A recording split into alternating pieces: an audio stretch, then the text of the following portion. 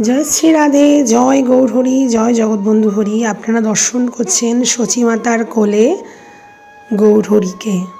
সচির অঙ্গনের দর্শন। সচির অঙ্গন অবস্থিত সিলেটের হবিগঞ্জে। সেইখানে নীলাম্বর চক্রবর্তীর গৃহকে সচির অঙ্গন বলা হয়। সচিমাতার পিতা নীলাম্বর চক্রবর্তী, যিনি ছিলেন বিরাট বড় জ্যোতিষী। তিনি মহাপ্রভুর কুষ্টি বিচার করেছিলেন।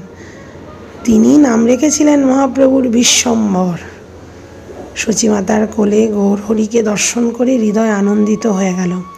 অপূর্ব সুন্দর শ্রী মন্দির, শ্রী বিগ্রহ, বিশাল বড় নাট মন্দির রয়েছে সামনে।